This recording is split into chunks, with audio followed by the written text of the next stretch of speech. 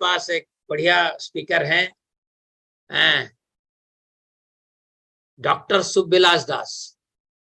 सुबिलास प्रभु रामायण, महाभारत और बाकी भागवतम के ऊपर बहुत कथा करते हैं।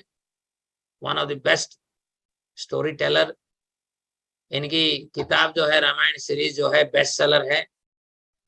और ये आए हैं आईआईटी मंडी में कुछ स्पेशल लेक्चर देने के लिए।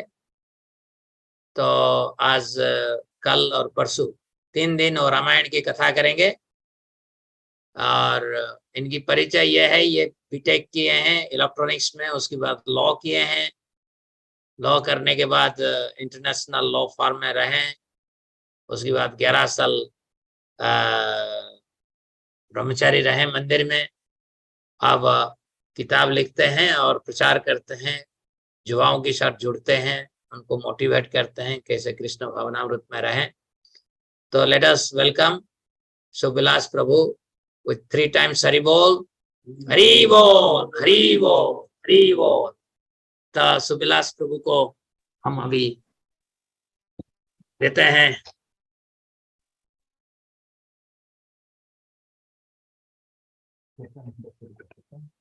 हो गया है नहीं है।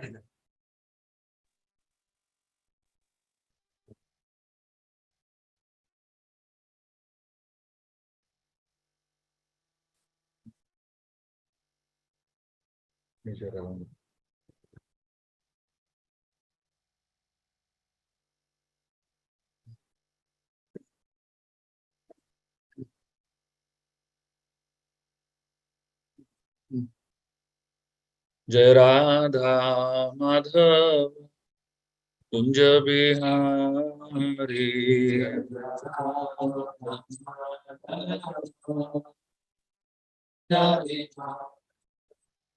जय राधा माधव कुंज बिहारी।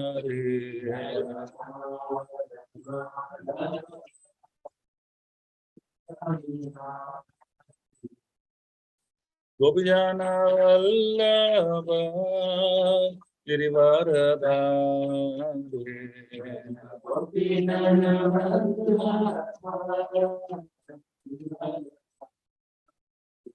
जय गोपीजन वल्लभ गिरिवरधारी,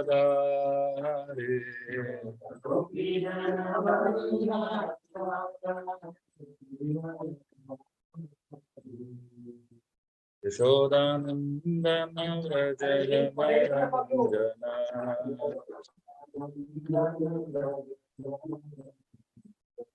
यशोदानंदन व्रज रंजना,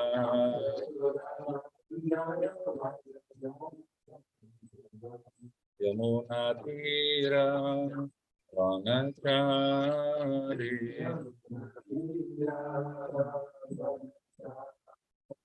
यमुना तीरा वनचारी,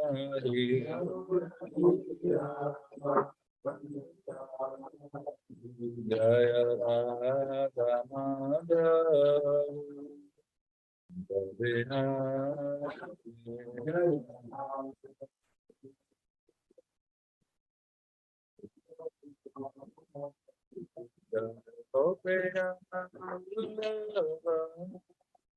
गिरिवरदा,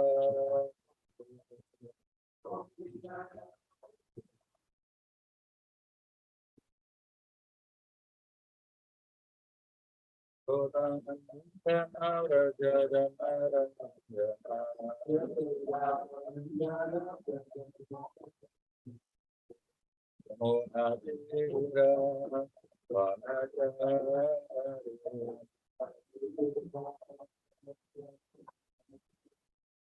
जय राधा माधव जय राधा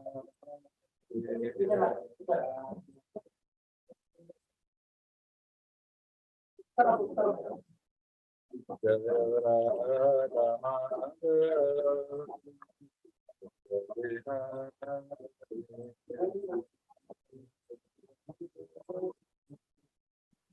जय राधा माधव राधा माधव राधे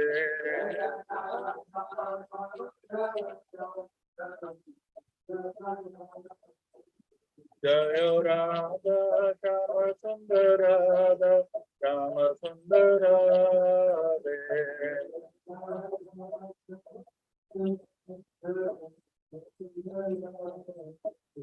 जय जय प्रभुपाद प्रभुपाद प्रभुपाद जय जय प्रभुपाद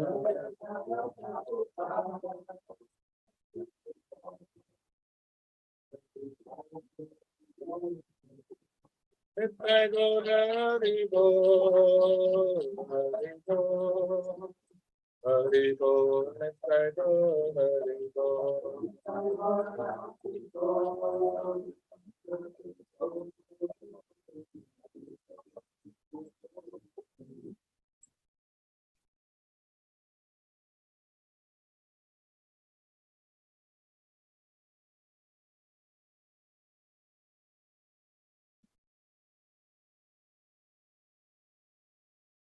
ओम ज्ञानतिमिरन्धस्य ज्ञानञ्जनशलाकया चक्षुरोन्मिलितं येन तस्मै श्रीगुरवे नमः।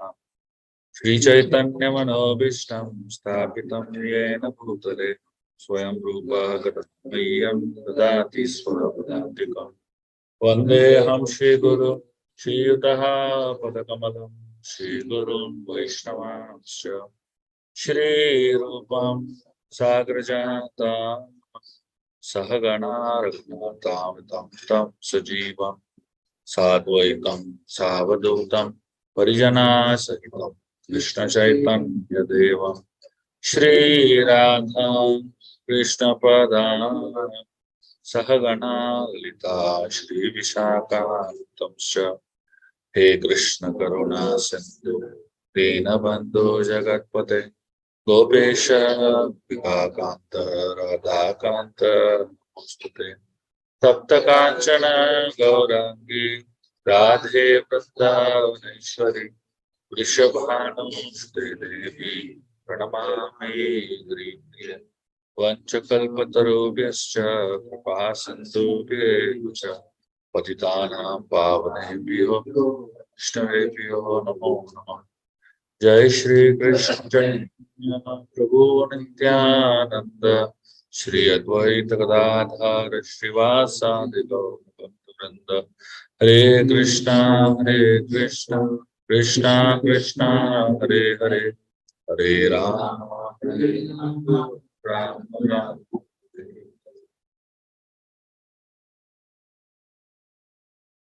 हरे कृष्णा। आप सभी का स्वागत है आज के इस राम कथा में।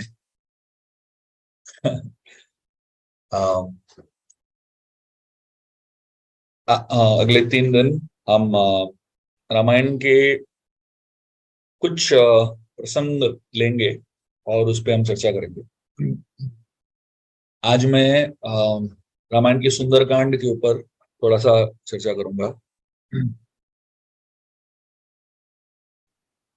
रामायण में 6 कांड है प्रमुख।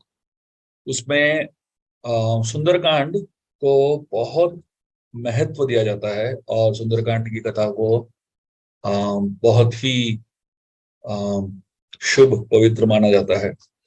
तो आज हम लोग सुंदरकांड की उल्लेख करेंगे और सुंदरकांड के कहानी से क्या सीख सकते हैं वो हम समझने की कोशिश करेंगे। रामायण का हर कांड जो है वो कुछ घटनाओं के ऊपर आधारित होता है। जैसे रामायण का बाल कांड जो है 2 प्रकार से देख सकते हैं। एक तो रामायण राम की बाल लीला के बारे में है और दूसरी प्रकार से देख सकते हैं कि विश्वामित्र की जर्नी या उनका जो भक्ति में बालपन है, बाल लीला, उसके बारे में है। अयोध्या कांड जो है, अयोध्या में जो स्लैंग लैंग्वेज बोलेंगे कांड जो हुआ वो अयोध्या कांड है। और आरण्य कांड जो है उसमें वन में, जंगल में जो कहानी हुई उसके बारे में है। और किष्किंधा कांड, जो किष्किंधा में सारे वानर सेना इकट्ठा हुए उसके बारे में है। तो हर कांड जो है कई कई साल तक है। जैसे बाल कांड जो है करीबन 12 साल की कहानी है। अयोध्या कांड करीबन 1 साल की कहानी है। अरण्य कांड करीबन 13 साल की कहानी है। किष्किंधा कांड का करीबन 7-8 महीने की कहानी है। और अंत में लास्ट जो है युद्ध कांड है वो करीबन 1 साल तक की कहानी है। लेकिन सुंदर कांड जो है वो एक ही कांड है जहां पे पूरी कहानी जो है, पूरा एक जो कांड है वो सिर्फ 2 दिन का है। रामायण में 2 दिन में जो हुआ वो एक पूरे कांड में बताया गया। तो मतलब आप सोचिए कि सुंदरकांड में कितना कुछ हुआ है, वो एक एक सेक्शन में रामायण के। तो हम सुंदरकांड को की कहानी को हम देखेंगे और उसको हम अपने जीवन में, स्पेशली भक्तिमय जीवन में कैसे उसको समझ सकते हैं, कैसे उसको उतार सकते हैं, उसके बारे में हम चर्चा करेंगे। इस कहानी की शुरुआत होती है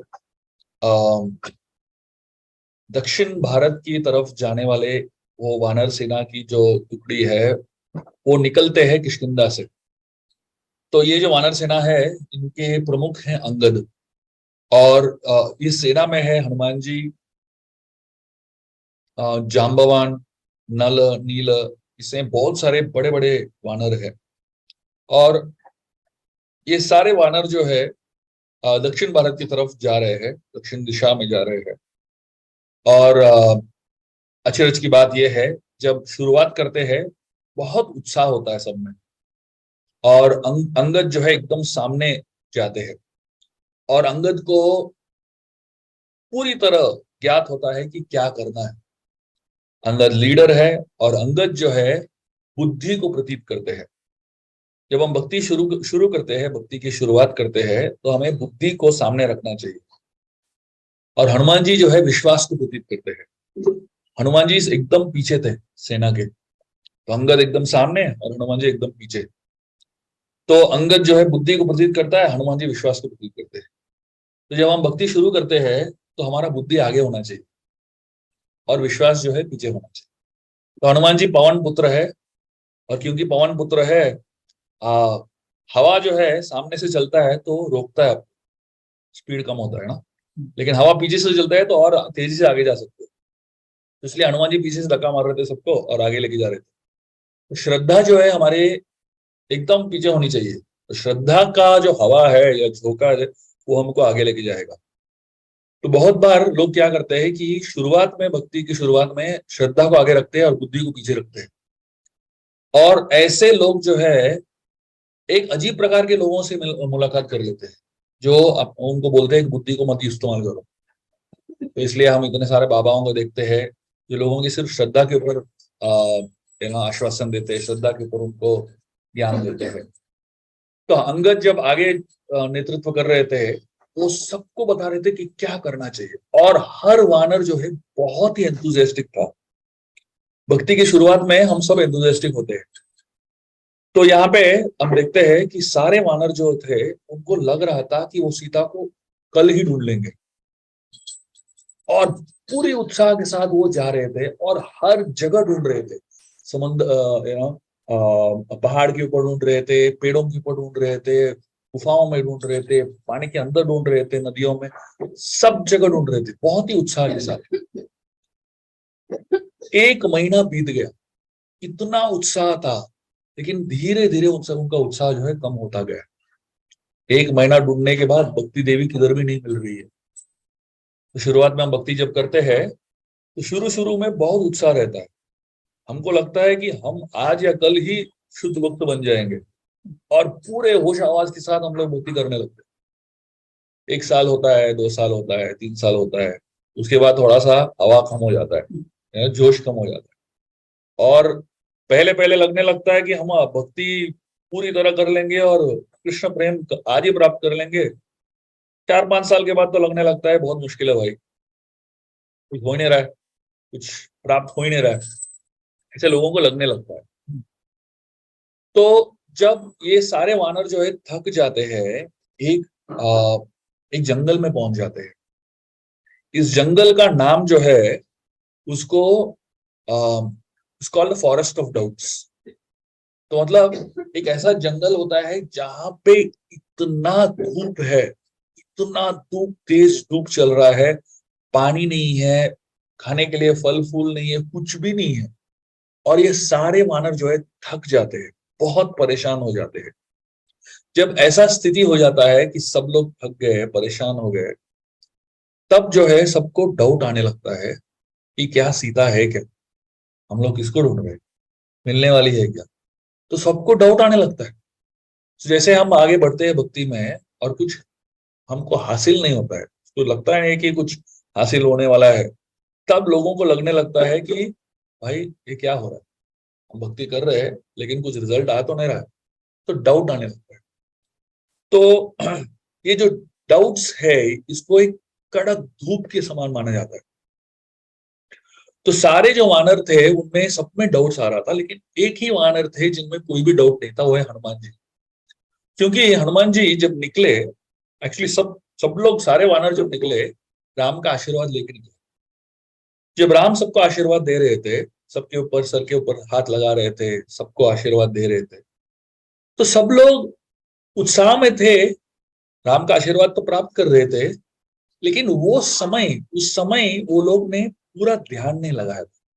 जैसे हम लोग को भी बड़े बड़े महात्माओं का, बड़े बड़े संतों का आशीर्वाद मिलता है और उनका संग भी मिलता है, लेकिन उस समय जो संग में रहते हैं हम लोग, उतना ध्यान नहीं रखते, उतना तीव्रता नहीं होता है उस समय, और हम लोग भूल जाते हैं। उन्होंने क्या कहा वो भी भूल जाते हैं, वो जो अनुभव है वो भी भूल जाते हैं।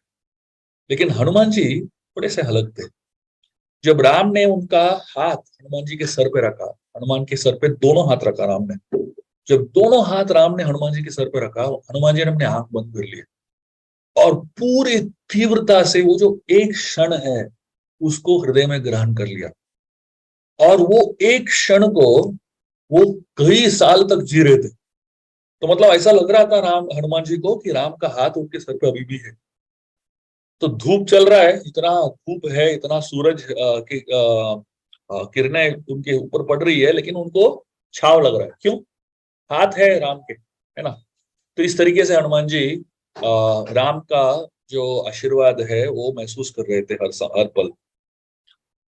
एक ऐसा समय आया जब ये सारे वानर एक गुफा के पास पहुंच गए। एक पहाड़ के ऊपर एक गुफा था, और एक बहुत ही खतरनाक दिखने वाला गुफा था, बहुत ही बड़ा गुफा था, और बहुत ही काला, अंधकार से भरा हुआ गुफा था।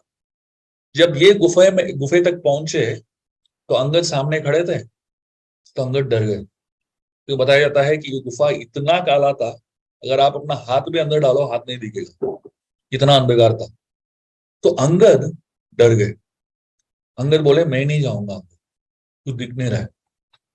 तो बताया जाता है कि अंगद अंदर क्यों नहीं गए, क्योंकि वो वाली पुत्र थे। वाली के जीवन में सारी समस्याएं गुफा से शुरू हुई। एक गुफा के अंदर गए, और उसके बाद सारा प्रॉब्लम उनके जीवन में शुरू हो गया। और सुग्रीव को बाहर रुका के अंदर गुफे के अंदर चले गए मायावी के साथ युद्ध करने के लिए। तो एक साल बीत गया, और सुग्रीव जो है उनको लगा कि ये मर गया है अंदर, तो गुफे को बंद करके चला गया। तो उसके बाद वाली के जीवन में बहुत सारे समस्याएं आ गई। तो अंगद को समझ में आ गया कि गुफा मतलब जाने का नहीं अंदर। तो अंगद ने बुद्धि का इस्तेमाल कर रहा है। मैंने कहा था कि अंगद बुद्धि का प्रतीक करता है। तो बहुत सारे समस्याओं का समाधान जो है बुद्धि से नहीं होता है। तो ये जो गुफा जो है, अंधेरे से भरा हुआ गुफा, एक ऐसे समस्या को प्रतीत करता है जो लॉजिक और रीजनिंग से उसका सुझाव नहीं मिलेगा। सो हम सबके जीवन में ऐसे समस्या आएंगी जहां पे लॉजिक और रीजनिंग चलता नहीं है। जब ऐसे समस्याओं का सामना करते हो जहां पे लॉजिक और रीजनिंग चलता नहीं है, तब विश्वास को सामने लेके आने का। तो हनुमान जी सामने आ गए, और हनुमान जी ने कहा मैं जाता हूं अंदर। अंदर पीछे चले गए एकदम, है ना। तो कभी कभी हमारे जीवन में ऐसी समस्या आती है जब उसका बुद्धि से समाधान नहीं होता है, उस समय विश्वास को सामने लाने का।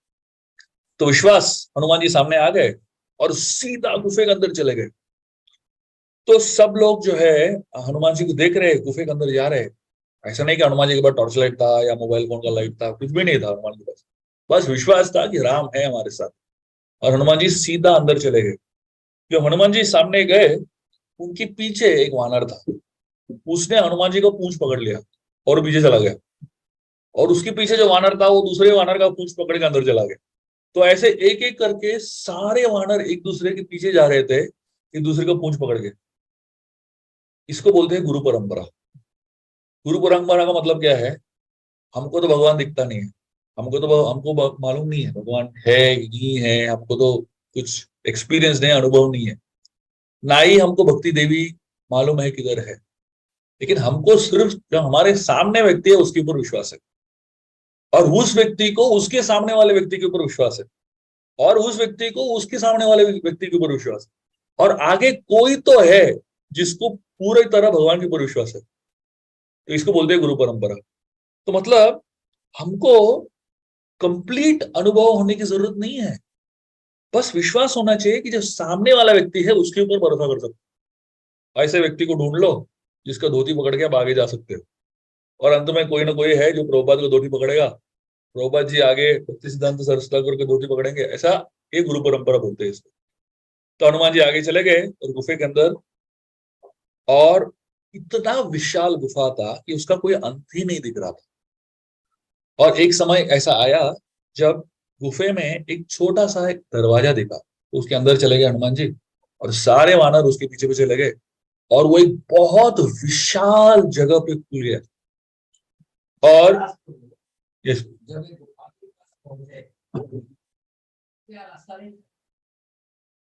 नहीं उनको गुफे में ढूंढना था ना, वहां पे सीधा है कि नहीं। क्योंकि वो कोई भी जगह छोड़ नहीं रहे थे। तो जब ये गुफा इतना विशाल जगह पे खुल गया, तो सारे वानर जो है बहुत ही हैरान हो गए कि इतना विशाल जगह कैसा हो गया। और ये साधारण कोई जगह नहीं था, ये अंदर एक महल जैसा लग रहा था, और बहुत सुंदर बगीचे थे, बहुत सुंदर पेड़ थे, और बहुत ही सुंदर वातावरण था। और वो पूरा जगह जो है खाली था, हमें कोई भी नहीं था सिवाय एक स्त्री के, जिनका नाम था स्वयं प्रभा। और ये योगिनी थी जो योग अवस्था में बैठी हुई थी और बहुत ही गंभीरता से तपस्या कर रही थी। और ये सारे वानर जो है हनुमान जी के साथ वहां पे पहुंच गए, और ये स्वयं प्रभा के सामने जाके खड़े हो गए। और जैसे ही स्वयं प्रभा के सामने जाके खड़े हो गए, स्वयं प्रभा ने आंख खोल कर देख लिया, और उनको कहा कि आप सब यहाँ पे आए हो, स्वागत है, आप सब भूखे होंगे, मैं आपके लिए भोजन का प्रबंध करती हूँ। स्वयं प्रभा को पहले से ही मालूम था ये लोग आने वाले हैं, वो प्रतीक्षा कर रही थी इनके लिए। और जैसे ही स्वयं प्रभा ने ये कहा, सारे वानरों के सामने इतने सारे फल आ गए, इतने सारे फल, और सारे वानर टूट पड़े फल के ऊपर और दबा के खाने लगे। इतने सारे फल खा लिए वानरों ने। और वहां पे नदी था जहां पे शुद्ध पानी बह रहा था। तो सारे वानरों ने बहुत खा लिया, बहुत पी लिया। कुछ वानरों को लगा कि हम स्वर्गलोक ही पहुंच गए। कुछ लोग वानर लोग सोचने लगे कि हमको इधर से नहीं जाना ही नहीं है किधर भी, हम लोग अभी सीता को ढूंढेंगे नहीं, हम लोग यहाँ पे सेटल हो जाएंगे। हम किष्किंधा भी नहीं जाएंगे क्योंकि किष्किंधा तो जा नहीं सकते। वहां पे सुग्रीव ने उनको वार्निंग दिया हुआ था कि 30 दिन के अंदर नहीं आओगे तो हमको सबको मार देंगे। तो 30 दिन तो हो गए यहाँ पे। तो सारे बहुत सारे वानरों को लगा कि यहाँ से निकलना ही नहीं है हमको। तब स्वयं प्रभा ने हनुमान जी को और सारे वानरों के साथ बातचीत किया। उन्होंने कहा कि अगर आपको सीता को ढूंढना है, दक्षिण दिशा जाना होगा, तो मैं आपको मदद कर सकती हूँ। और स्वयं प्रभा ने सारे वानरों को कहा, मुझे आपको मदद करना है तो आपको एक चीज करना पड़ेगा। क्या है वो चीज? आंख बंद करना पड़ेगा। आंख बंद करो तो मैं आपको मदद कर सकता हूँ। तो यहाँ पे ये आंख बंद बंद करने का जो तरीका है, ये जो आंख बंद करने का जो विचार है, ये श्रीमद् भागवतम में भी आता है। जब सारे ग्वाल बाल जो है अग्नि में आ गए, और उस समय कृष्ण ने क्या कहा उनको? आंख बंद करो। वृंदावन और ये अयोध्या के ये किष्किंधा के बंधनों में बहुत बड़ा फर्क है। जब कृष्ण ने कहा सारे वानरों सारे ग्वाल बालों को आंख बंद करो, सबके सब ने आंख बंद कर लिया। अब सोचिए, आग लगा हुआ है, चारों तरफ आग है, और जब ऐसा अवस्था है और कोई बोलेगा आपको आंख बंद करो, कितना भरोसा होगा आपको? तो यहाँ पे ग्वाल वालों को इतना विश्वास था कृष्ण के ऊपर, सबने आंख बंद कर लिया, खुला ही नहीं जब तक कृष्ण ने नहीं कहा। और कृष्ण ने पूरे आग को ग्रहण कर लिया। यहाँ पे वानर आंख तो बंद कर लिए, लेकिन कुछ ही क्षणों तक आंख बंद कर पाए, क्योंकि उनको ऐसा प्रतीत हो रहा था, लग रहा था कि वो उड़ रहे हवा में, बहुत तेजी से उड़ रहे हैं। तो कुछ वानर जो है वो अपना जो क्यूरियोसिटी है उसको रोक नहीं पाए और आंख खोल लिए। और जैसे आंख खोला, उन्होंने अपने आप को इस गुफे के बाहर पाया। अगर इन्होंने सबने आंख बंद किया तो शायद सबके सब लंका पहुंच जाते सीता के पास। स्वयं प्रभा की शक्ति थी, योगिक शक्ति थी, लेकिन उनके पास इतना ही विश्वास था, तो उतने समय तक वो आंख बंद कर पाए। तो यहाँ पे वर्णन आता है कि जब उन्होंने आंख खोली तो उनके सामने बहुत विशाल समंदर था। तो इनको समझ में नहीं आ रहा था कि क्या करे अभी। तो सबके सब परेशान हो रहे थे और बहुत दिन उस समुद्र के तट पे घूम रहे थे, भटक रहे थे। तो किसी को कोई सुझाव ही नहीं मिल रहा है किधर जाना है, इतना बड़ा समुद्र है। अंत में उनको संपाति मिले जो जटायु के भाई थे, उन्होंने उनको बताया कि समुद्र के उस पार 800 मील दूर सीता है। तभी सवाल उठता है कि कौन छलांग मारेगा। तो सारे वानर जो है एक दूसरे के साथ बातचीत करने लगते हैं कि कौन कितना छलांग मार सकता है। तो किसी ने कहा मैं 10 मील मार सकता हूँ, किसी ने कहा मैं 100 मील मार सकता हूँ, किसी ने कहा 200 मील, किसी ने 500 मील, किसी ने कहा मैं 800 मील जा, अंगद ने कहा मैं 800 मील जा सकता हूँ। हनुमान जी तो आंख बंद की है, लेकिन क्या है वो कलेक्टिव समस्या है। एक व्यक्ति आंख बंद करने से नहीं होता है, किसी ने भी बोल दिया तो बस खत्म। तो यहाँ पे जब उनको पता चला कि 800 मील जंप मारना है, तो अंगद ने कहा मैं मार सकता हूँ। लेकिन अंगद ने यह भी कहा मेरे को, मैं तो एक साइड जा सकता हूँ, लंका पहुंच सकता हूँ, लेकिन गारंटी नहीं है कि मैं वापस आ सकता हूँ। अभी अभी एक साइड जंप मार के फायदा क्या है कि नहीं। लेकिन अंगद ने यह नहीं कहा क्यों नहीं वापस आ सकता। जाम्बावान जो थे वो बहुत बहुत बुद्धिमान थे और वो बहुत ही अनुभवी थे। उनको समझ में आया कि अंगद क्यों बोल रहे हैं कि वापस नहीं आ सकता। क्योंकि जैसे मैंने कहा था अंगद वाली पुत्र है, और लंका जो है उस जमाने का लास वेगास था। तो लास वेगास में कोई पहुंच जाता है कि अगर बहुत ही सेल्फ कंट्रोल नहीं है तो गारंटी नहीं है कि वापस आओगे, है ना। तो वही के जो रैजल डैजल बोलते हैं ना, उसमें अटक जाता है। तो अंगद को बहुत ही हॉनेस्ट था, है ना, एटलीस्ट उतना हॉनेस्ट था कि मैं बोल रहा है कि भाई मैं जा सकता हूँ, लेकिन वापस आ सकता हूँ कि नहीं पता नहीं। तो यहाँ पे सब लोग बहुत ही परेशान हो गए, सब बैठे हुए थे। तो जाम्बवान ने देखा कि हनुमान जी ने कुछ कहा ही नहीं था। उन्होंने कुछ भी नहीं कहा कि वो कितना छलांग मार सकते हैं, क्योंकि हनुमान जी के हिसाब से ये सवाल ही गलत था। जो सवाल पूछा वो सवाल ही गलत है, कितना छलांग आप मार सकते हो। तो हनुमान को लग रहा है, हनुमान सोच रहे थे कि ये मेरे काबिलियत के ऊपर नहीं है। वाल्मीकि रामायण में एक बहुत सुंदर श्लोक है जहां पे बताते हैं कि हनुमान जी अपने आप को एक तीर के समान मानते थे। एक तीर जो है कितना दूर जा सकता है, तीर के ऊपर डिपेंडेंट है क्या? नहीं, वो तो जो चलाने वाला है, धनुर्धारी है, उसके ऊपर निर्भर करता है कि नहीं। तो हनुमान जी अपने आप को एक तीर मान रहे थे राम के हाथ में। और राम वो तीर को कितना दूर चला सकते हैं तो कोई सीमा ही नहीं है ना। सारा जगत पार कर सकता है वो तीर। तो हनुमान जी बैठे थे, कुछ भी सवाल जवाब नहीं दे रहे थे। उस समय जाम्बवान उनके पास बैठे और उन्होंने प्रेरणा दिया, उनको उनको उनकी शक्तियों के बारे में याद दिलाया। और जैसे हनुमान जी को शक्तियों के बारे में याद आता रहा, याद दिलाते रहे, वो इतने विशाल रूप ले लिए, इतने बड़े हो गए, और 3 कदम में छलांग मार के महेंद्र पर्वत के चट्टान पे पहुंच गए। 3 ही छलांग में, और ऊपर इतना विशाल रूप लेके खड़े थे। और वो चिल्ला चिल्ला के बोल रहे थे मैं कुछ भी कर सकता हूँ। और वो बता रहे थे मैं जाऊंगा, एक छलांग में लंका पहुंच जाऊंगा, अगर रावण नहीं मानता है तो मैं लंका को उठा के लेके जाऊंगा। तो इतना कॉन्फिडेंस आ गया उनमें। और नीचे जो सारे वानर थे हनुमान जी को ऊपर से देख रहे थे, ताली मार रहे थे, चिल्ला रहे थे, बहुत जोर जोर से बोल रहे थे, आप जाइए, हम यहाँ पे प्रतीक्षा कर रहे हैं, आपके लिए प्रार्थना कर रहे हैं। सब लोग बहुत ही उत्साह से। यहाँ पे सोचने की बात यह है, बताया जाता है कि हनुमान जी जब उस पहाड़ के ऊपर खड़े थे, ऐसा प्रतीत हो रहा था कि मंदार पर्वत कूर्म के ऊपर खड़ा है। कूर्मदेव इतना विशाल रूप लेके थे और उनके ऊपर मंदार पर्वत है, इतना विशाल रूप, तो ऐसा लग रहा था कि पर्वत दूसरे पर्वत के ऊपर खड़ा है, इतना विशाल रूप था हनुमान जी। ये वानर जो है नीचे जो खड़े थे, उनका सोच विचार आ, बहुत ही महान है।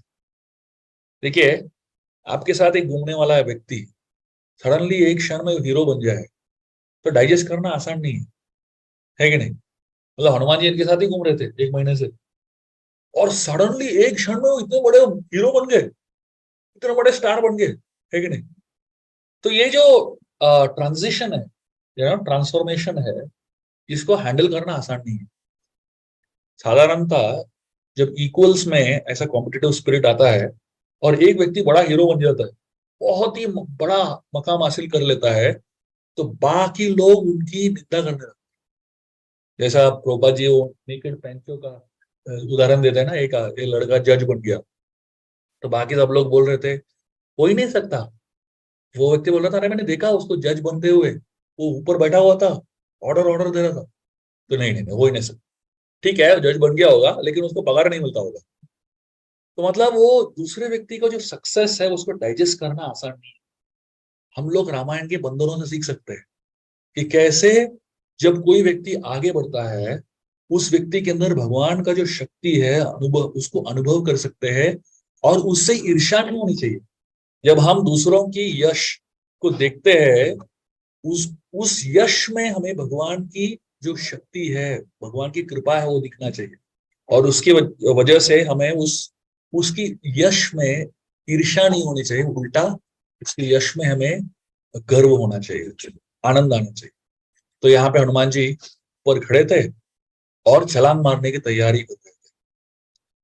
तो हनुमान जी जब उस पहाड़ के ऊपर खड़े थे, आगे देख रहे थे कि इतना विशाल समंदर है, उस समंदर को पार कैसे करना है। बताया जाता है हम सब लोग भक्ति देवी की तलाश में है, जैसे हनुमान जी भक्ति देवी की तलाश में है, हम सब लोग भी भक्ति देवी की तलाश में। भक्ति देवी की तलाश में हमको 3 पहाड़ के ऊपर चढ़ना पड़ता है। पहला पहाड़ जिसके ऊपर हम चढ़ते हैं वो है विश्वास का पहाड़। तो जो स्वयं प्रभा जो गुफा में थी, वो गुफा एक पहाड़ के ऊपर था, और उस पहाड़ को बोलते हैं विश्वास का पहाड़। तो पहला पहाड़ हम सबको पार करना है, वो है विश्वास का पहाड़। तो हनुमान जी ने उस पहाड़ को कैसे पार किया? अपने अंदर भगवान को महसूस किया, और भगवान का जो नेतृत्व है, गाइडेंस है, उसको महसूस किया, और उस फेथ, उस विश्वास के साथ वो आगे बढ़ पाए। अभी एक दूसरे पहाड़ के ऊपर हनुमान जी खड़े हैं। इस पहाड़ को बोलते हैं बुद्धि का पहाड़। ये पहाड़ जो है बहुत ही महत्वपूर्ण पहाड़ है हर साधक को के लिए।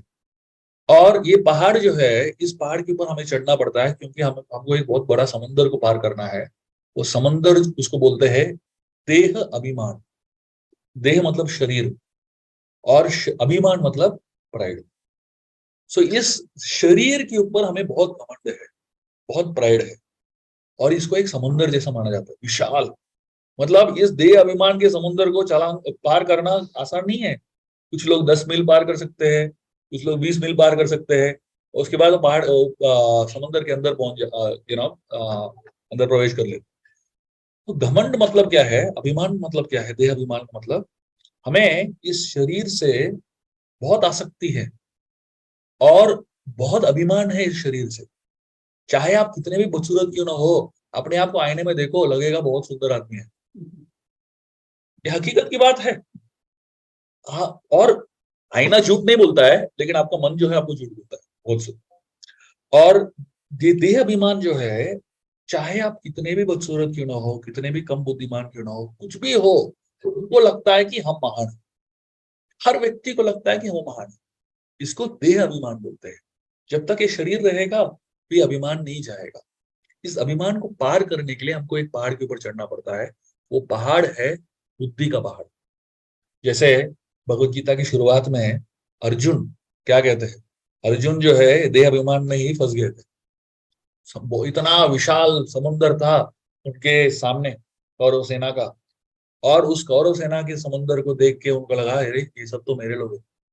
उनके शरीर से अटैचमेंट है ना, देह अभिमान बोलते हैं इसको। देह अभिमान को पार करने के लिए कृष्ण ने क्या किया, भगवत गीता सुनाया। तो हनुमान अर्जुन को एक पहाड़ के ऊपर लेके गए। वो पहाड़ क्या था, बुद्धि का पहाड़ था, ज्ञान का पहाड़ था। उस पहाड़ के ऊपर से जब हनुमान अर्जुन ने देखा इस समुद्र को, वो समुद्र को पार कर पाए। तो इसलिए हमें भी इस समुद्र को पार करना है, देह अभिमान के समुद्र को पार करना है। उस समुद्र को पार करने के लिए we need what is known as higher perspective.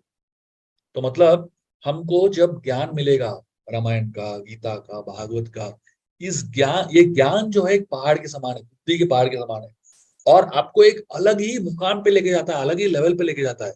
और वहां से जब आप समुद्र को देखोगे, उसको पार करना आसान पड़ेगा। तो हनुमान जी ने छलांग मारा और समुद्र को पार करने की कोशिश कर रहे थे। तो जब हनुमान जी समुद्र को पार कर रहे थे, समुद्र के बीच में से बहुत सारे बाधाएं हनुमान जी के सामने आई। पहला बाधा आया, मैनक करके एक पर्वत था जो सुवर्ण पर्वत था, और समुद्र के बीच में से एक पर्वत बाहर निकला। तो हनुमान जी जब ये पर्वत को आते हुए देखा, तो हनुमान जी थोड़े से अचरज में आ गए कि समुद्र के बीच में ये पर्वत कैसे निकला, और पूरे सोने का बना हुआ पर्वत था। और उस पर्वत के ऊपर मैनक करके एक व्यक्ति थे जो हनुमान जी को कह रहे थे, आप इतना दूर जा रहे हो, इतना बड़ा यात्रा कर रहे हो, थोड़ा रेस्ट करके चले जाओ। वो एक ट्रैवल लॉन्ज जैसा था मैनक।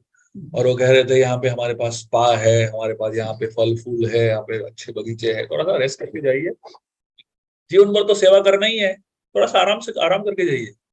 तो बहुत सारे लोग हमको ऐसा बोलते हैं जब हम भक्ति करने लगते हैं, बहुत तीव्रता से मॉर्निंग प्रोग्राम करते हैं, जपा करते हैं रोज, बोलते हैं कि इतना तेजी से क्यों कर रहे हो, थोड़ा सा शांति से करो, आराम से करो, इतना तेज जाने की क्या जरूरत है ना। तो हनुमान जी ने इस मैनक पर्वत को बहुत ही प्रेम से, बहुत आदर पूर्वक डील किया। उन्होंने कहा, उन्होंने हाथ लगाया मैनक, पैर नहीं लगाया, हाथ लगाया, और कहा देखिए मैं राम की सेवा में हूँ, क्योंकि मैं राम की सेवा में हूँ मैं भी रोक नहीं सकता हूँ, क्योंकि राम की सेवा खत्म किए बिना सेवा अधूरा नहीं छोड़ सकता। तो मैं सेवा पूरा कर लेता हूँ, उसके बाद मैं आप आके रेस्ट लूंगा। तो राम की सेवा तो खत्म होने वाला नहीं है जीवन भर, है ना। तो मतलब ये टालते रहने का बस। आप जब ऐसा प्रपोजल आता है आराम करो, उसको ना नहीं बोलने का थोड़े समय के बाद, और थोड़े समय में और एक सेवा ले लेने का, तो उसके बाद थोड़े समय के बाद ऐसा पूरा जीवन निकल जाएगा। हनुमान जी का वही प्लान था। तो ऐसे इस तरीके से हम देखते हैं हनुमान जी ने ये ऑब्स्टिकल पार कर लिया। तो ऐसे हनुमान जी के जीवन में बहुत सारे ऑब्स्टिकल्स आते हैं। तो मैं ये कहानी को थोड़ा सा आगे लेके जाऊंगा, पहला और तीसरा माउंटेन के पास पहुंच जाऊंगा पहले, और उसके बाद हम लोग कल आराम से बाकी सब कर सकते हैं। हनुमान जी ने छलांग मारा, some your time, okay I thought we are finished 8:30। तो ये मैनक पर्वत को पार करने के बाद हनुमान जी आगे गए। ओके, सो मैनक पर्वत को पार करने के बाद, मैनक पर्वत जो है हमारे जीवन में, it represents comfort zone, it represents complacency, it represents laziness, procrastination. तो जो व्यक्ति भक्ति में आगे जा रहा है, भक्ति देवी को प्राप्त करने की कोशिश कर रहा है, रास्ते में उसको हमेशा ऐसा लगेगा कि थोड़ा सा कंफर्ट होना चाहिए। तो हनुमान जी ने उसको कैसा डील किया, उसको अलर्टनेस से डील किया। बहुत ही अलर्ट थे कि उनको सेवा में बाधा नहीं चाहिए और रोक नहीं चाहिए। तो उसके बाद आगे गए, तो समुद्र में से एक बहुत विशाल राक्षसी बाहर आई, उनका नाम था सुरसा। इतना विशाल रूप ले लिया था, और उनको रोक दिया हनुमान जी को, कहा कि मुझे ब्रह्मा जी का वरदान है कि कोई भी इस समुद्र पार करने की कोशिश करेगा, वो मेरे मुंह के अंदर जाएगा। ब्रह्मा जी ने ऐसा वरदान दिया था सुरसा को। तो सुरसा जो थी, नागों की माता थी। तो हनुमान जी ने जब सुरसा को देखा, तो हनुमान जी ने सुरसा को कहा, देखिए मैं आपके मुंह के अंदर जाने के लिए तैयार हूं, लेकिन मेरा सेवा खत्म करने के बाद, सेवा खत्म करने दीजिए, उसके बाद आप कुछ भी कर लीजिए मेरे साथ। सूरसा ने कहा बिल्कुल नहीं, ऐसा हो नहीं सकता। तो सूरसा ने अपना मुंह बहुत ही विशाल कर दिया, हनुमान जी ने अपने आप को और भी बड़ा कर लिया, और सूरसा और भी विस्तारित हो गई, हनुमान जी और भी बड़े हो गए। ऐसा चलता गया जब तक सूरसा का मुंह जो है 100 योजन बड़ा हो गया। तो हनुमान जी को समझ में आ गया कि इनके साथ कॉम्पीट करने का मतलब नहीं है, ये चलता रहेगा जीवन भर। तो हनुमान जी ने अपने आप को बहुत ही छोटा कर लिया, बहुत ही निम्न कर लिया, और सूरसा के मुंह के अंदर चले गए और बाहर निकल गए। और कहा सूरसा को, देखिए भगवान ब्रह्मा जी का वरदान मैंने रख लिया, मुंह के अंदर चला गया, बाहर निकल गया, अब मुझे अभी छोड़ दीजिए। सूरसा बहुत ही इंप्रेस हो गए हनुमान जी से, बहुत ही प्रसन्न हो गए। कहा, मैं आपको आशीर्वाद देती हूँ, आप अपना लक्ष्य प्राप्त कर लोगे। सूरसा जो है भक्ति के मार्ग में ये और एक ऑब्स्टिकल है। जब जब हम भक्ति करने लगते हैं, एक कॉम्पिटिटिव स्पिरिट आ जाता है हमारे अंदर। कॉम्पिटिटिव स्पिरिट का मतलब क्या है? हमको हम जो है अपने आप को दूसरे भक्तों के साथ तुलना करने की कोशिश करते हैं। जैसे कोई 16 माला कर रहा है, तो दूसरा व्यक्ति जो है 16 माला तक नहीं पहुंच रहा है, वो बोलता है नहीं मैं भी करूंगा। तो अच्छा है, वो कंपटीशन जो है जो आपको आगे लेके जा रहा है वो अच्छा है। लेकिन जो कंपटीशन जो है दूसरों को नीचे दिखा रहा है वो अच्छा नहीं। जब जैसे कोई निर्जल करता है एकादशी, तो दूसरे व्यक्ति को देखता है ये निर्जल नहीं कर रहा है, उसके पास जाकर बोलता है अच्छा आप नहीं कर रहे हो निर्जल, ठीक है कोई बात नहीं, अगली साल कोशिश कीजिए। तो मतलब उस व्यक्ति को थोड़ा सा नीचा दिखाने की कोशिश करे और अपने आप को थोड़ा सा ज्यादा बड़ा दिखाने की कोशिश करे, वो है कॉम्पिटिटिव स्पिरिट। भक्ति में ये कॉम्पिटिटिव स्पिरिट जो है बहुत ही डेंजरस है।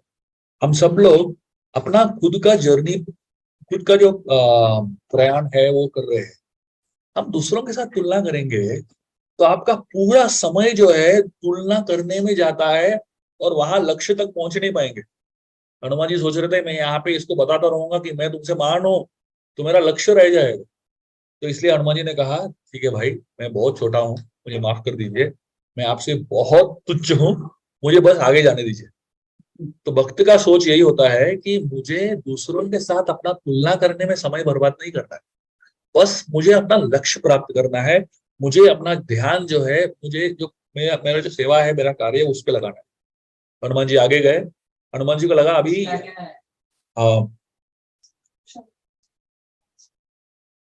तो हनुमान जी को लगा कि ये समुन्द्र के पास में जाऊंगा तो ये बहुत सारे अड़चन आते रहते हैं, एक के बाद एक अड़चन आ रहा है।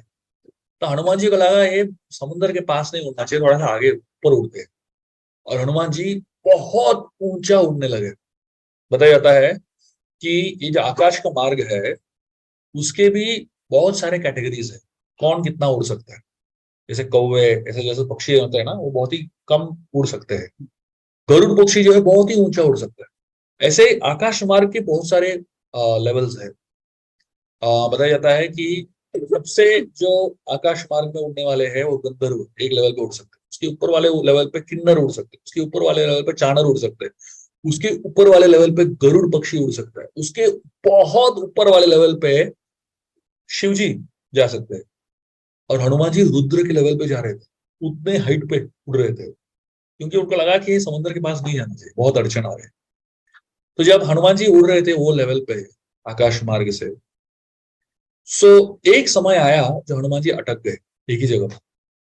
और ना ही वो आगे जा रहे थे ना ही वो पीछे आ रहे थे, एक ही जगह पे अटक गए, स्थिर हो गए थे। तो हनुमान जी को समझ में नहीं आया कि क्या हो रहा है। और सडनली वो नीचे खींचे जा रहे थे समुद्र के अंदर। और हनुमान जी को समझ में आ गया ये जो है ये छायाग्रही। सुग्रीव ने हनुमान जी को इस एक राक्षसी के बारे में बताया जिसका नाम था सिम्हिका, और इसका और एक नाम था छायाग्रही। मतलब इसके पास ये शक्ति था कि दूसरों की छाया को पकड़ के तो उसको नीचे खींच सकती थी। तो ये सिम्हिका ने इस तरीके से हनुमान जी को पकड़ लिया, उनके उनकी शैडो, उनका जो छाया है जो जमीन पे था, जो समंदर पे था, उसको पकड़ लिया और उसको खींच रही थी।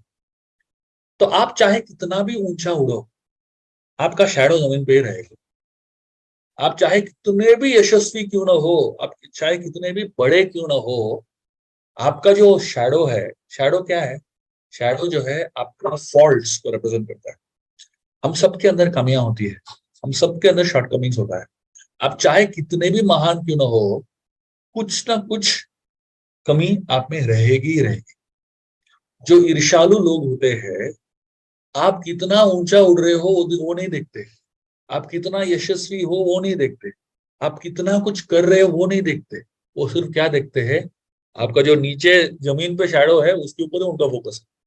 तो मतलब ईर्ष्यालु व्यक्ति जो होते हैं, वो आपके अंदर जो एक कमी है उसको पकड़ लेते हैं और उस कमी को पकड़ के आपको नीचे खींचने की कोशिश करते हैं। हम देखते हैं ना दुनिया में, बहुत बड़े बड़े लोग बहुत कुछ हासिल कर लेते हैं, लेकिन उनमें एक गलती हो जाता है और एक मिस्टेक हो जाता है, उस एक मिस्टेक को पकड़ के वो नीचे खींच के लेके आते हैं और उसको।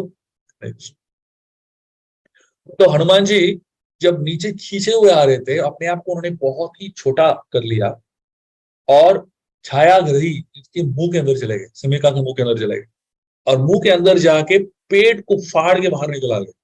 और इस तरीके से सिमिका को हनुमान जी ने खत्म कर दिया।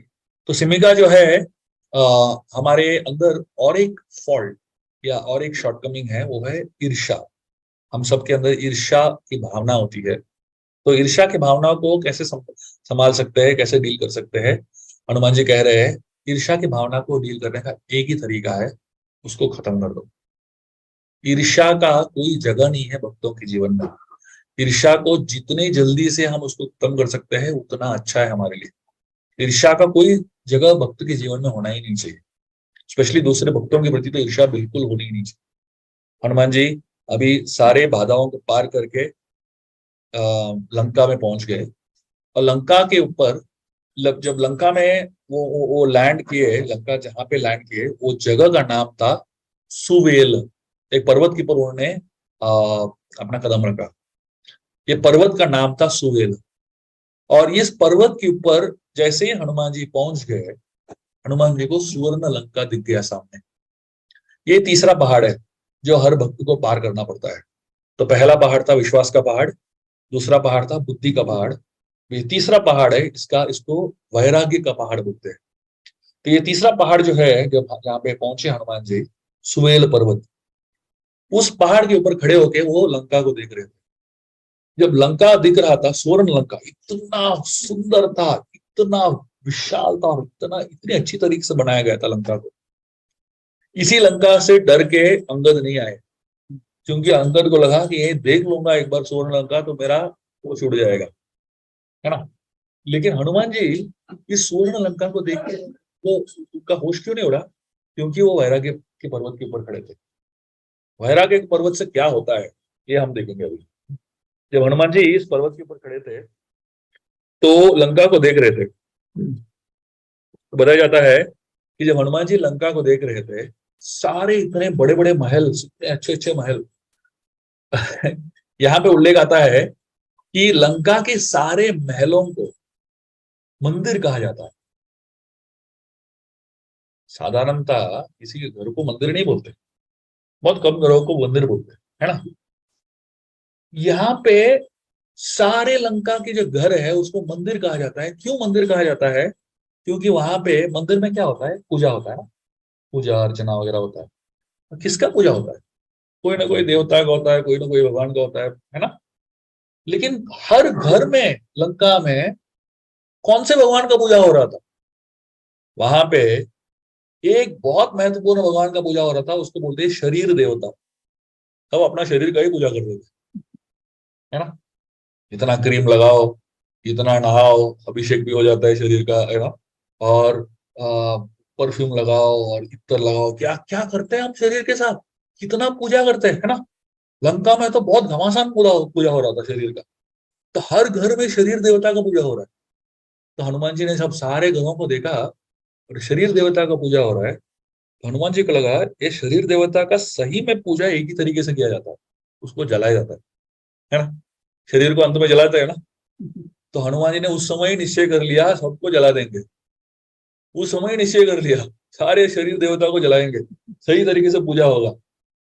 तो जब वैराग्य के पर्वत के ऊपर खड़े होते हो और कोई भी आकर्षण करने वाला वस्तु को देखते हो, तो आपका हृदय जो है टकमकाता का नहीं, आपका हृदय जो है स्थिर रहता है। तो उसके लिए वैराग्य के पर्वत के ऊपर खड़ा होना पड़ता है। तो ये तीन पर्वत के ऊपर आप इस तीन पर्वत को पार करोगे तभी आपको भक्ति देवी मिलेगी। लेकिन ये 3 पर्वत को पार करने के बाद भी अगर आप एक पर्वत के ऊपर बाई मिस्टेक कदम रख देते हो, वहां फंस जाओगे। रावण जो है चौथे पर्वत के ऊपर खड़ा था। रावण जिसका रावण का महल जो था कुकुट पर्वत के ऊपर बना हुआ था, और वो महल एक चौथे पर्वत के ऊपर था। उसको बोलते हैं घमंड का पर्वत, माउंटेन ऑफ प्राइड। तो बहुत सारे लोग जो है ये तीनों पर्वत को पार कर लेते हैं, लेकिन घमंड में अटक जाते हैं। घमंड में कि मैं ये 3 पर्वत को पार कर लिया, मैं बहुत बड़ा, बहुत महान हूं, तो ये घमंड हो जाता है ना।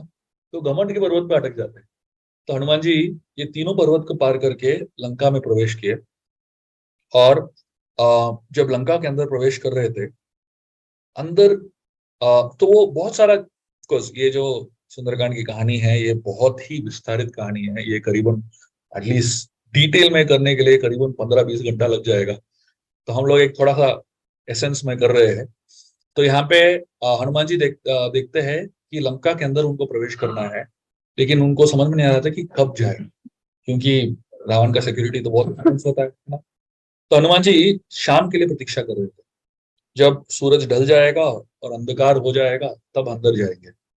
और जब सूरज ढल गया, अंधकार के समय हनुमान जी अंदर प्रवेश करने की कोशिश कर रहे, उन्होंने बहुत ही छोटा रूप ले लिया था। एक बंदर का रूप ले लिया था, मतलब एक एक्चुअली जो बिल्ली होता है वो साइज का रूप ले लिया था, लेकिन वो बंदर के रूप ले, नॉर्मल साधारण बंदर के रूप में अंदर जा रहे थे। जब वो गेट के अंदर जाने ही वाले थे, एक बहुत विशाल राक्षसी, उसका नाम था लंकिनी, वहां पे पहुंच गई। वो थी लंका की इमिग्रेशन ऑफिसर। उसने हनुमान जी को पूछा, आपके पास वीजा है क्या, रावण का अनुमति है क्या। हनुमान जी ने लंकिनी को कहा, देखो मैं तो यहाँ पे, मुझे पता चला कि लंका में बहुत अच्छे फल मिलते हैं, बहुत अच्छे आम मिलते हैं, मैं सिर्फ आम खाने के लिए आया हूँ, थोड़ा घूम के आम खा लूंगा निकल जाऊंगा। लंकिनी ने कहा, बिल्कुल नहीं, रावण की अनुमति के बिना इस लंका के अंदर एक चींटी भी नहीं आ सकता, बिल्कुल नहीं आ सकता। और हनुमान जी ने कहा, देखो मैं एक बंदर हूँ, एक बार एक बंदर ने निश्चय कर लिया कुछ करना है वो करेगा ही। आप अच्छे से अनुमति दो, मैं प्रेम से जाके आ जाऊंगा। आप अनुमति नहीं दो फिर भी आने वाला हूँ।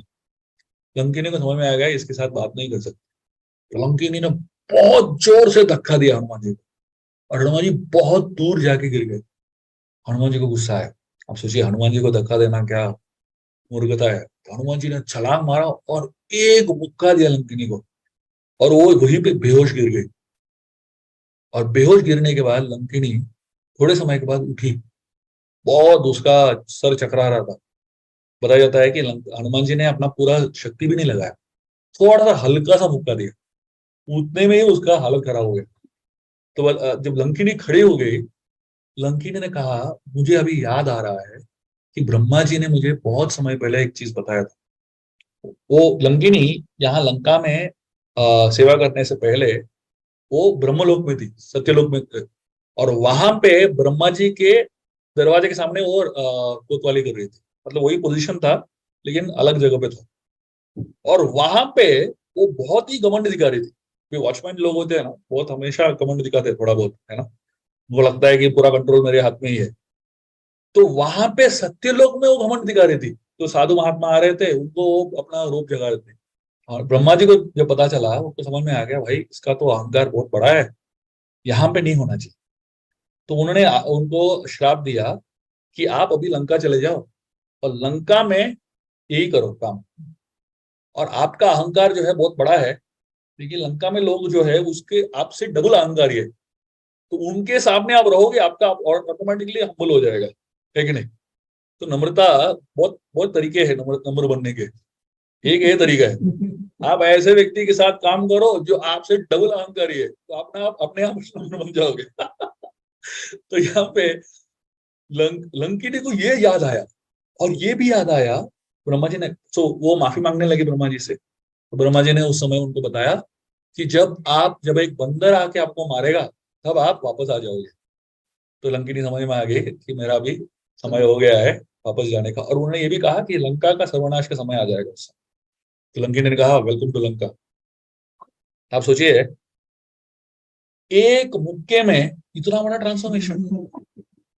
हम लोग यहाँ पे जर्नी ऑफ सेल्फ डिस्कवरी करते हैं, भगवत गीता सिखाते हैं, इतना ज्ञान देते हैं, इतने महीने प्रसाद खिलाओ, ये खिलाओ, इतना करो, उसके बाद वो आदमी बोलते हैं चलो मैं एक माला कर लेता हूँ आपके लिए। मतलब ऐसा कर लगता है कि उपकार कर रहे हैं हमारे ऊपर। हनुमान जी का पावर देखो प्रीचिंग का, एक मुक्का दिया, पूरा वेदावेस डाउनलोड, सब ज्ञान मिल गया इनको। सब समझ में आ गया। ये सत्संग का रिजल्ट है। सत्संग का शक्ति ये है कि एक क्षण में आपके अंदर परिवर्तन ला सकता है। सत्संग का सबसे बड़ा पावर ये है कि it it hits at your belief system. तो हम सब के अंदर एक बिलीफ सिस्टम होता है। जब बचपन से हम लोग आते हैं, हमारे अंदर एक कल्चरल बिलीफ सिस्टम्स होते हैं। लेकिन जब हम सत्संग में आते हैं, सत्संग जो है एक बॉक्सिंग मैच जैसा है। जब भी सत्संग में आओगे, आपके अहंकार को थोड़ा सा ठेस पहुंचना ही चाहिए। अगर आप सत्संग में आओगे और कुछ भी अहंकार को ठेस नहीं पहुंचा, तो मतलब सत्संग व्यर्थ है। सत्संग मतलब कुछ तो आपके बिलीफ सिस्टम्स में एक हिलाना चाहिए बेसिकली, तभी थोड़ा परिवर्तन होता है ना। तो हनुमान जी ने अपने संग से लंकिनी को ये समझाया कि स्वामी भक्ति महत्वपूर्ण है। तो ये जो लंकिनी थी, अपने स्वामी रावण से बहुत भक्ति कर रही थी और बहुत सेवा कर रही थी। तो हनुमान जी ने कहा भाई स्वामी भक्ति बहुत ही महत्वपूर्ण है, लेकिन पहले समझो स्वामी कौन है, आपका सही में स्वामी कौन है।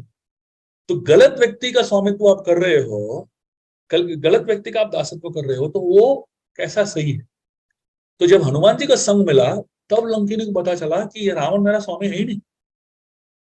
हम लोग, कोई भी हमको कुछ थोड़ा सा दे देता है, उसके प्रति बहुत कृतज्ञ हो जाते हैं, है ना। तो कोई बॉस हमको पैसा दे रहा है तो उसके प्रति कृतज्ञ हो गए। कोई हमको हमारे लिए थोड़ा सा उपकार कर रहा है, उसके प्रति हम कृतज्ञ हो गए। लेकिन भगवान जो है हमारे लिए इतने जन्मों से कितना कुछ कर रहे हैं, उनके प्रति हमको कृतज्ञ नहीं होना चाहिए क्या? तो ये लंकिनी को समझ में आ गया।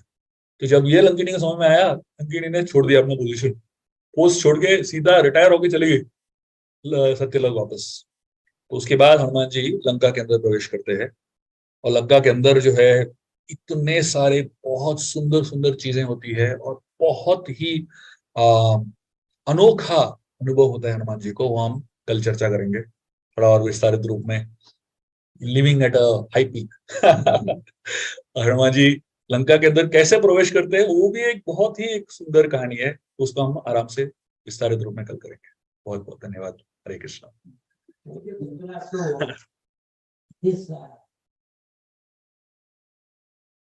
स्टार्टेड फ्रॉम सरकार की पहाड़, Yeah. फिर उसके बाद जाके छलांग लगाए, तो फिर हाथ बंद किए, तो फिर पहुंचे बुद्धि की पर्वत है। बुद्धि की पर्वत से छलांग मारकर फिर पहुंचे बैरागी की पर्वत का। ये सब कहाँ डिस्क्रिप्शन। सो ये जो है, I have read in some commentaries of acharyas. अच्छा, सो ये ऑब्वियसली रामायण में तो द स्टोरी लाइन है, लेकिन आचार्य जो है उसके ऊपर टिप्पणी करते हैं, उसके ऊपर थोड़ा सा कमेंट्री करते हैं। कौन सी आचार्य है? एक दो तीन आचार्य जो मैं मेनली रेफर करता हूँ। एक है गोविंदराज जी, जो रामानुजाचार्य के, रामानुज संप्रदाय के है। उनका रामायण रत्नाकर करके है। तो उसके बाद एक राम कुमार किंकर जी है, जो अयोध्या के आचार्य है। अच्छा, बहुत ही महान व्यक्ति है। तो उनके कमेंट्रीज काफी है। अच्छा, और उसके बाद एक अपलाचार्य करके है, जो तेलुगु रामायण के कमेंटेटर है। तो उनके कमेंट्रीज में भी काफी चर्चाएं हैं इसके। बहुत सुंदर। फिलॉसफी को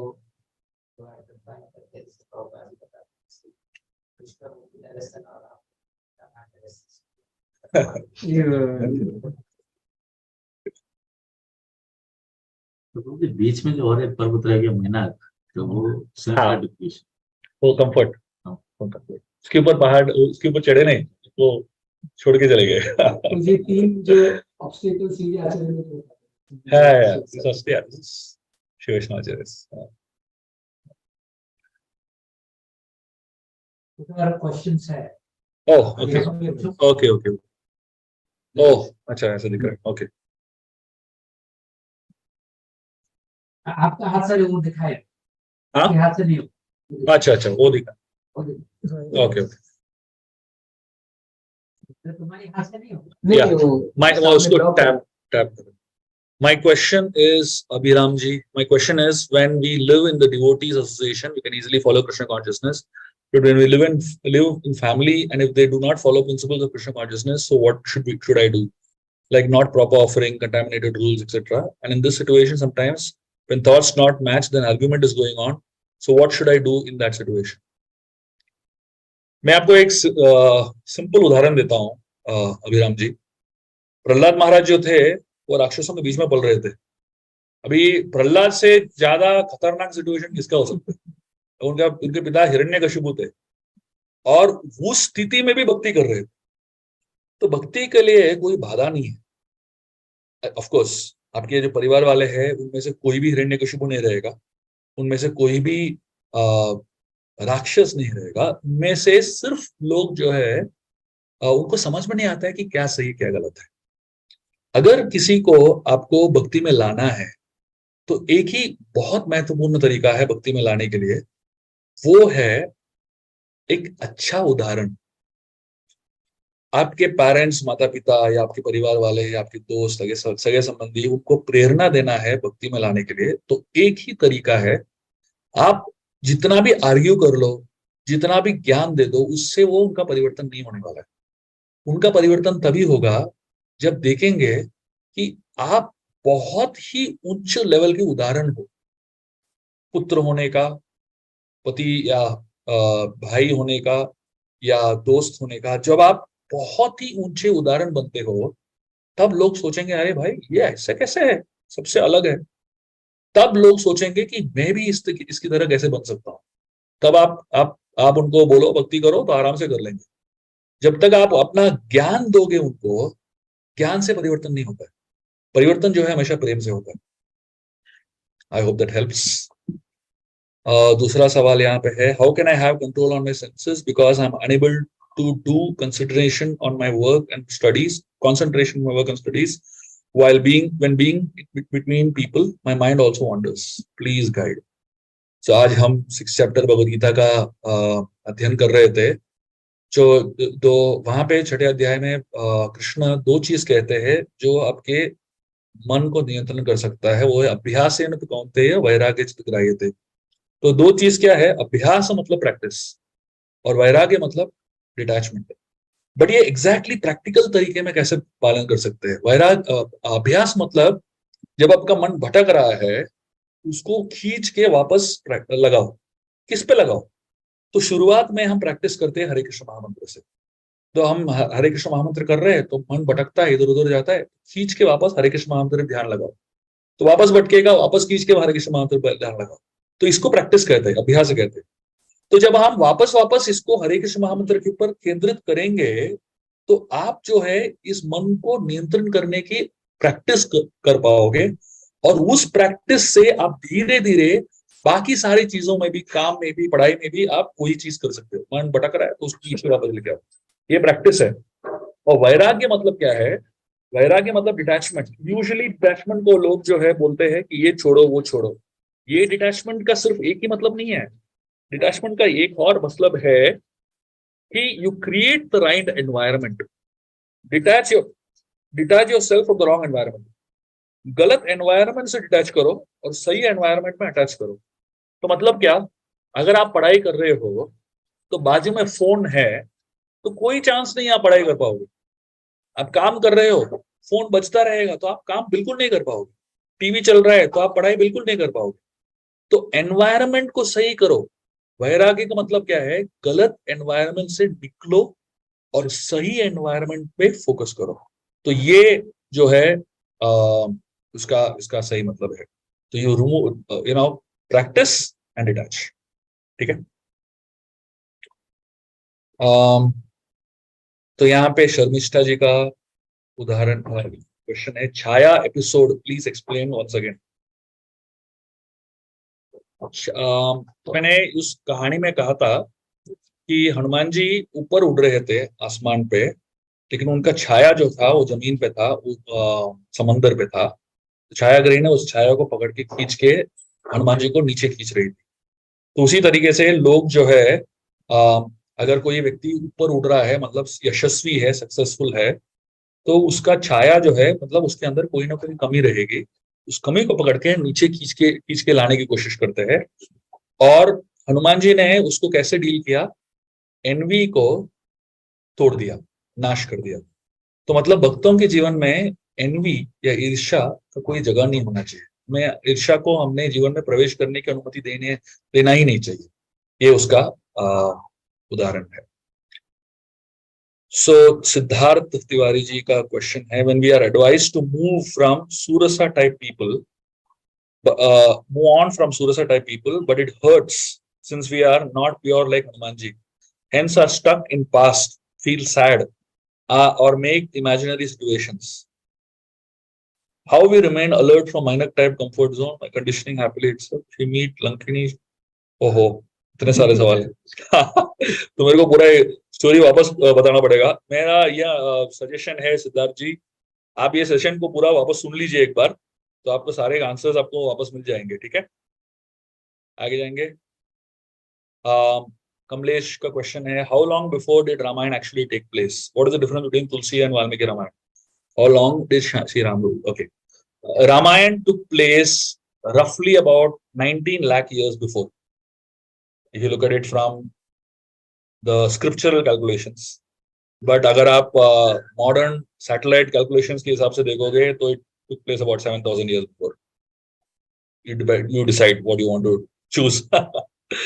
What is the difference between? Definitely it took place before Mahabharata, क्योंकि महाभारत में इतने सारे references है रामायण के, and Mahabharata definitely took place 5,000 years before. So naturally that means Ramayana predates Mahabharata. ठीक है? What is the difference between Tulsi and Valmiki Ramayana? The difference is the mood. Valmiki Ramayana is original. Tulsidas Ramayana is written after that. So Valmiki Ramayana is written in Sanskrit. Tulsidas Ramayana is written in Awadhi, local language. Valmiki Ramayana is written in the mood of Valmiki Muni being the guru of Lord Ram and being a contemporary of Lord Ram. He writes Ramayana in a human level, at a human level. वहां पे वाल्मीकि रामायण में आपको किधर भी राम भगवान है वो ये ज्यादा दिखेगा नहीं, वो एक या दो जगह है। लेकिन तुलसीदास रामायण जो है, तुलसीदास जी ने रामायण को भक्त के मूड में लिखा है और सीता के पुत्र के मूड में लिखा हुआ है। तो वो जो रामायण है तुलसीदास जी का, वही रामायण है, वही कहानी है, लेकिन जो मूड है वो अलग है, इसलिए वो उसमें डिफरेंसेस है। और how long did Shri Ram rule? 11,000 years. I am so confused whether to concentrate on Gita or Ramacharita or focus on Bajrangbali. Kindly unmute my voice so I can talk to you. Deepak ji, मैं आपको समझ रहा हूँ। मैं आपको एक मेरा अनुभव बताता हूँ। कोई भी शास्त्र पढ़ने से पहले भगवद गीता पढ़ना ही चाहिए, क्योंकि भगवद गीता जो है आपको फिलोसॉफिकल बेस देता है। अगर आप भगवद गीता नहीं पढ़ोगे और कोई भी बाकी शास्त्र पढ़ोगे तो आप हमेशा कंफ्यूज रहोगे, आपको पूरा कंफ्यूजन रहेगा कि कैसा पढ़ना चाहिए, क्या अंडरस्टैंडिंग है। लेकिन जब आप भगवद गीता पढ़ लोगे तो भगवद गीता से सॉलिड बेस मिल जाएगा आपको फिलोसफी का। और एक बार भगवद गीता में आपको बेस मिल गया तो उसके बाद आप बाकी सारे शास्त्र पढ़ सकते हो आराम से, और उससे आपको बहुत फायदा होगा। ठीक है। Among distinguish between God's representatives and devotees, ये मेरे को समझ में नहीं आ रहा है, प्लीज। आज आपको सुनकर बहुत अच्छा लगा, आपने हमारे धार्मिक ग्रंथों से को समझने का नया नजरिया प्रस्तुत किया है। बहुत बहुत धन्यवाद, thank you. Distinguish between person before us, sometimes even devotees are seeming equivocal. We get puzzled. Again, I don't understand what the question is. थोड़ा सा आप गीता क्लास अटेंडेड बनाए, मुझे अंडरस्टैंड। आप गीता को समझिए, आप समझने की कोशिश कीजिए, तो आपको जपा क्यों करना है वो ज्यादा समझ में आएगा। दोनों महत्वपूर्ण है, फिलॉसफी भी महत्वपूर्ण है और चैंटिंग भी महत्वपूर्ण है। ऐसा नहीं कि चैंटिंग ही महत्वपूर्ण है और फिलॉसफी महत्वपूर्ण नहीं है। चैंटिंग में टिके रहने के लिए फिलॉसफी की जरूरत है। आप ज्यादा देर टिक नहीं पाओगे अगर फिलॉसफी नहीं समझ में आएगा। ठीक है, बहुत बहुत धन्यवाद आप सभी का। हम लोग एक और सवाल है।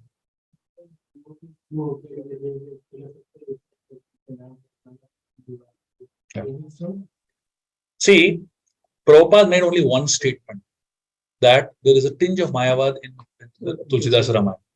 That's the only statement Prabhupada made. But if you look at the number of places Prabhupada has quoted Ramcharitamanas, there are hundreds. So now you tell me one statement of Prabhupada, and then there are hundreds of quotes of Prabhupada quoting Ramcharitamanas. Obviously, now nobody has clarified that one statement of Prabhupada, talking to him about it, right?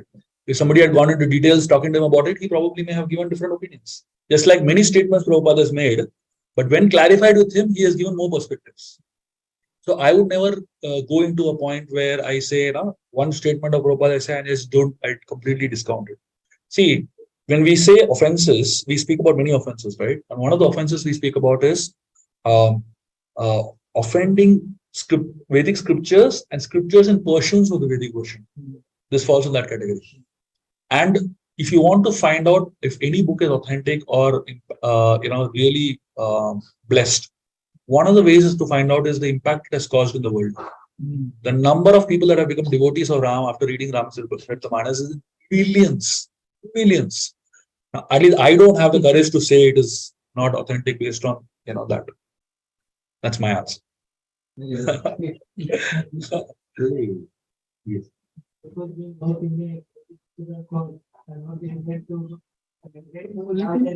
Just a small comment, a little bit. I also know one thing is that it doesn't make a very clear distinction between and Ram.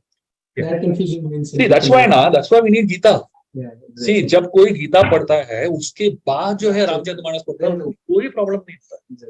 Gita पढ़े बिना, philosophy समझे बिना आप रामचरितमानस कोई भी ग्रंथ पढ़ोगे आप कंफ्यूज ही होगे. महाभारत पढ़ने के बाद कितना कंफ्यूजन है कि नहीं? बट जब गीता पढ़ोगे उसके बाद रामचरितमानस पढ़ोगे, this I don't see any problem. Valmiki Ramayana में जैसे innumerable places where Valmiki mentions about Swarga. ये करोगे तो स्वर्ग जाओगे, स्वर्ग जाते. But he never talks about Vaikuntha, Saket. So why is it so Valmiki is not? So there are some places where there is mention about higher destination. Just when Jatayu dies, Ram talks to him about higher destination.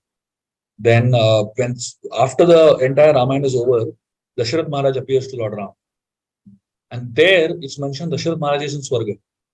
But after the discussion with Ram, he feels liberated, then he actually goes to higher destination. Wahan pe ek mention.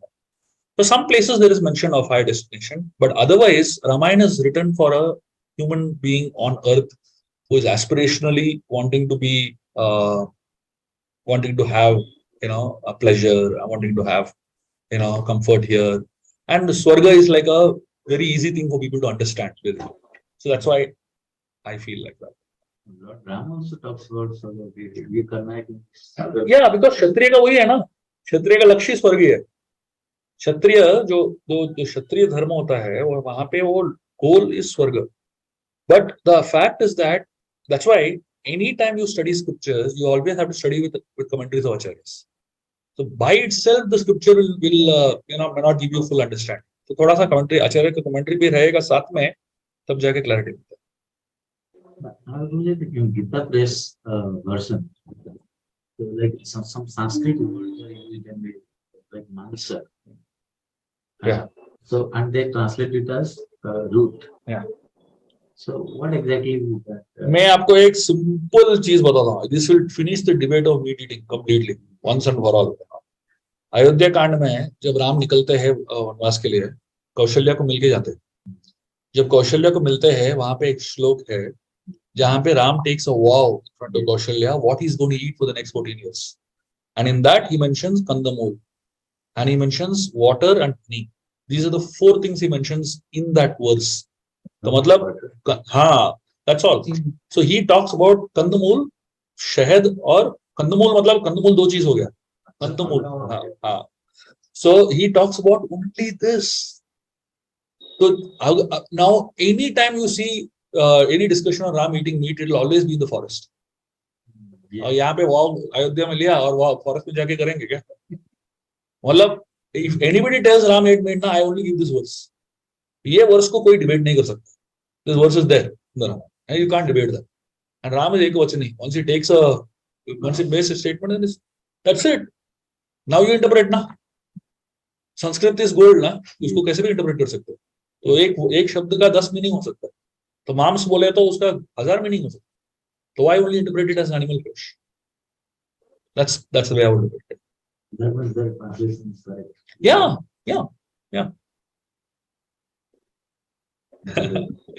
Thank you. बहुत बहुत धन्यवाद. हम कल मिलेंगे वापस सुंदरकांड की कथा को जारी रखेंगे. Thank you.